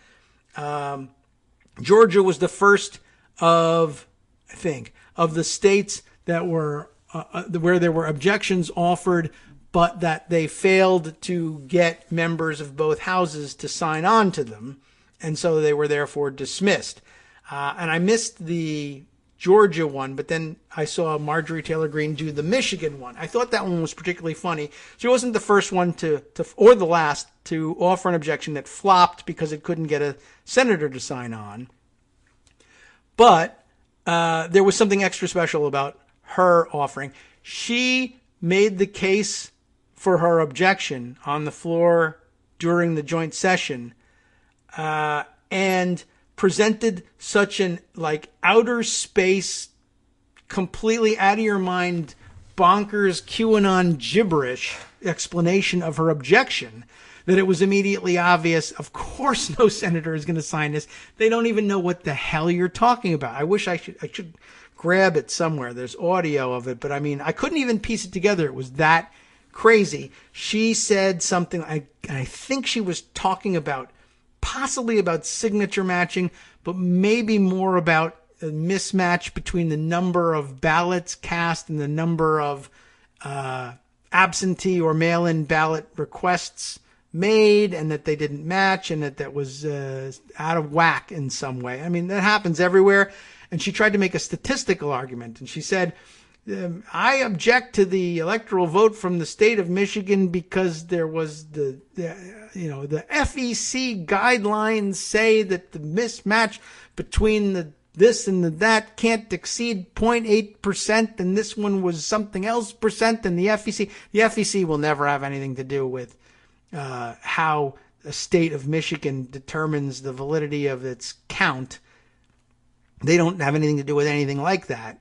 But she thinks Federal Election Commission makes it sound like I know what I'm talking about. That was just such great, QAnon turned into a congressperson gibberish, where I'm just going to throw out terminology to make myself sound like I know what I'm talking about, which is the great. I think that's one unifying feature of surely of the QAnon and Q-curious members of Congress. They just love the terminology. And back at home, that people are like, wow, Federal Election Commission, she really knows what she's talking about. I should grab this thing. Maybe we can share either audio or a transcript of it. It was, like I said, otherworldly. And I laughed out loud when she was asked by Pence, is it in writing and has it been signed by a senator? And no. And everybody applauded as Pence rejected the thing. But I thought hers was worth special mention because of how stupid and crazy sounding it really was. I should have prepared, but it was, again, 2:00 in the morning. So, all right, let's see. By way of the question of who is or who's been identified as some of the people who occupied the Capitol, as Greg mentioned, we know who they are. The Daily Beast actually has a piece called A Running Field Guide to the Far-Right Goons in D.C. In case you would like to identify them as well, you can read along and figure it out. Let's see. What other things do I have to share with you? Yes. Well, I'll share this tweet with you by way of backup on the idea that cabinet secretaries were actually discussing invoking the 25th Amendment. That was the reporting of Ed O'Keefe on Twitter. So I'll send you that. Anything else that we can shoehorn in before it's time to go? Because it's really close. Let's see. Oh, here's something that I knew was going to be a problem. What was this? It didn't sit right in. Oh, yes. Okay. That was the first report of an explosive device found in the Capitol. Apparently, it was also reported that there was an explosive device found at the RNC building, which I thought was a little bit of a surprise. But as we learned from Aryeh Kovler, the protesters were mad at Republicans, too. And now they're mad at Pence on top of it all. All right. Anything else that we want to bring up? Oh, I guess I'll only add this. I guess I could have been more prescient about the nature of what was going on yesterday if I hadn't been so dismissive of it earlier. I noticed the other day being circulated on Twitter a screenshot of Trumpers acting like they're literally going to war by heading to D.C. and traumatizing their families. And there are these excerpts from Facebook or Parler or who knows what posts, people saying that they were heading, letting their friends know that they were heading to D.C. and that they had told their families goodbye. And I'm not sure if Daddy is coming home from D.C. And it was very sappy and stupid sounding. Like, what do these people really think that they're getting into here? And I had joked, retweeting the thing along with the notation Ashokan, I don't know how you pronounce it, Ashokan farewell .mp3, the music that you would all recognize. as that used as background music in Ken Burns' Civil War series anytime that they were reading letters home from the soldiers in the Civil War. And we made fun of it, but then, of course, somebody isn't coming home from this occupation. In fact, 4 people aren't coming home, but only 1 because they were shot by Capitol Police. Maybe more of them should have been shot by Capitol Police, but I guess it seems pretty clear that there were lots of people like this woman who really thought that they were going to D.C. to possibly not only storm the Capitol, but possibly sacrifice their lives to do it. I guess they probably agreed with Robert Waldeck, who turned out to be wrong in Aria Kovler's telling it, that they probably thought, like Robert, well, we'll all get killed storming the Capitol. They're not going to let us storm the Capitol. Well, they did. And we'll be talking more about the repercussions of that, I'm sure, tomorrow. But who knows? Maybe we'll be overwhelmed by events. At least we got it on the record. Luckily, if you haven't had your fill of this yet, we have the West Coast Cookbook and Speakeasy coming up next. And if you have had your fill of it, you're also in luck because, as you know, one of the defining features of the show is that he collects his stories from all over the place, much of it very esoteric, and things that you might not have heard elsewhere. So if you're looking for a break, either way, honestly, the West Coast Cookbook and Speakeasy is the place to come to rest for the next hour. Please do so. Let's see. He's got comments from General Barry McCaffrey to kick things off. No surprise there. From netrootsradio.com. You have been listening to Kagro in the Morning with David Waldman. McCaffrey, to no one's surprise, thinks they got to remove rogue Trump from office right now. And, of course, he's right. More about what went on yesterday. What about international? What would be in international news? Well, the pandemic caused England and Wales to record their most deaths last year in over a century. And guess what? There's more to come from around the world as well. Stay tuned. See you tomorrow.